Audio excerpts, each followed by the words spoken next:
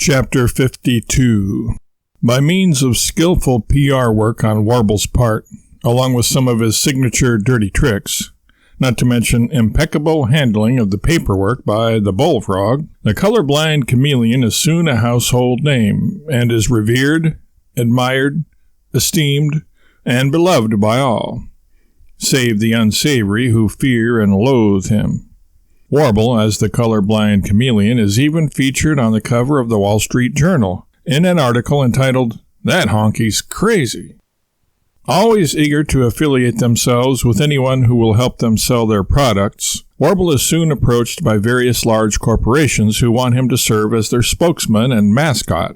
By means of Billy's impressive phone skills and Warble's negotiation-savvy ways, the colorblind chameleon lands several multi-million-dollar endorsement contracts. The chameleon's first endorsement is a television commercial for M&M's chocolate candies. Warble, dressed up in his crime-fighting costume, declares for all the world to hear that M&M's are the source of his strength. Before he takes on any anti-crime activity, he always makes sure to fortify himself with a generous handful, or more, of the gaily colored tasty morsels. After flexing his muscles at the end of his testimonial, they are for the most part falsies, wadded up toilet paper that Warble has stuffed into the upper arms of his shirt, Warble thrusts a fistful of chocolate toward the camera and proclaims, "M&M's! Don't leave home without 'em. And look at this.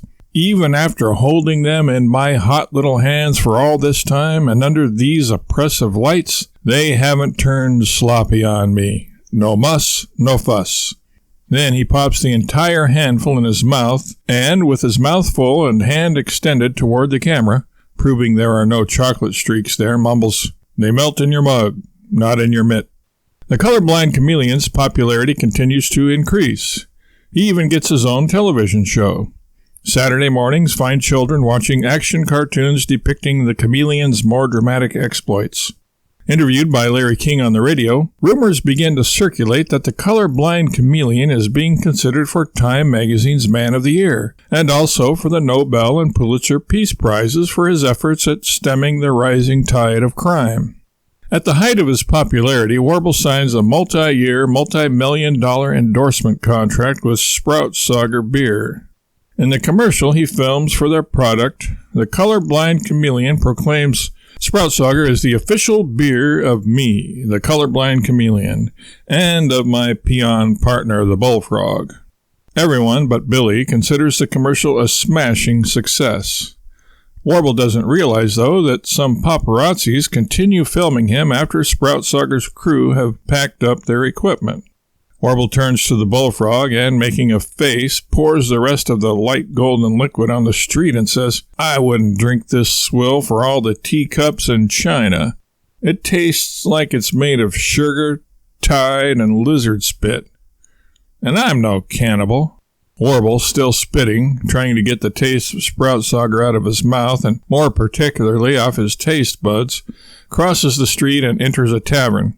After waiting patiently for a few milliseconds, Warble calls out to the bartender, "Hey man, come down here." The barkeep looks up lazily with a "who do you think you are" look on his face. He then recognizes his new customer and scurries on down to the end of the bar. "What you want?" he inquires, mincing no words on small talk. Warble nods with his head toward Mary and Billy, who have followed him into the drinking establishment. "One bourbon for the lady," he begins. "One scotch for the bullfrog here, and one beer for me." Warble is still impervious to the paparazzis who are standing behind him, recording every word and gesture. Mary tries to get his attention by pulling on his tail. No response. And then by flicking his mohawk-shaped hat. This only elicits a "Stop that, bullfrog, can't you see I'm busy here?" from Warble, and before the bullfrog can object that it wasn't him doing the flicking, Warble reaches around without looking and clamps his hand over the bullfrog's mouth. "What kind of beer do you want?" the bartender asks. "Sprout-Sauger?" He knows about the chameleon's deal with that brand and its supposed position as official beer of the colorblind chameleon. "Dallas, no," Warble replies vehemently. "Why would I drink that trash? Give me a Hop Otten IPA." The bartender raises an eyebrow and dutifully walks off to get the drinks. The paparazzis are only too happy to play the tape for the people from Sproutsauger. Needless to say, it isn't long before the parent company, Arbor Loser Tree, hears about it. Within 2 days, Warble receives a certified letter in the mail, canceling his endorsement contract and demanding a refund of a portion of the monies already paid him due to a breach of said contract. Reading the fine print, which requires a magnifying glass as it is in 2-point font, Warble sees that it indeed says that any reference to their product as trash constitutes breach, nulling and voiding the contract and requiring a return of 94.2% of any monies already paid. Now, why would they add a clause like that? Warble wonders aloud. He is livid. After pacing around the room for a few seconds, Warble grabs a calculator and quickly enters some figures. He can't believe what he sees. What? This is an outrage. This is a travesty. And a bummer, too. Can you believe this, Mary? I lowered myself not only to being seen with a can of Sproutsauger in my hand, but even drinking the stuff. And all for a measly, mere, miserly, minuscule $580,000. Chicken feed. Chicken feed, Mary replies. You told me we couldn't afford for me to get a new wardrobe. I could attire myself quite nicely with just a fraction of your leftovers. Now, if you'll just give me a few thousand or even a few hundred. I wish I could, Mary, I really do, but I can't. Not now, anyway.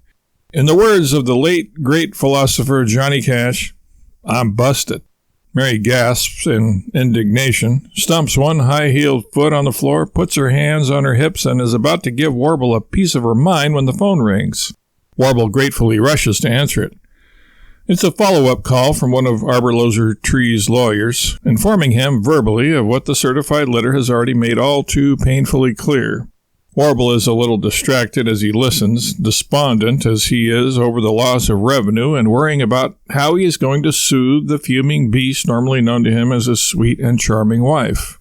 The phone connection is not the best, and there is some feedback, hissing and crackling on the line. Warble hears the caller's name, Luigi Noise, the word contract, and detects a distinctly threatening tone, all the more intimidating as the voice is calm, steely calm. It sounds cold and calculating to Warble. When Warble hangs up, he is white as a sheet. A white sheet, that is, one that has just been washed. Mary notices Warble's troubled countenance, and her feminine instincts take over. She approaches Warble to try to comfort him and allay his fears. But the only cure for Warble's morbid fear is a radical and hasty change of venue. An hour later, the McGorkles are on the road again, this time heading north for the small coastal city of Eureka, where Warble plans to hole up in a giant log.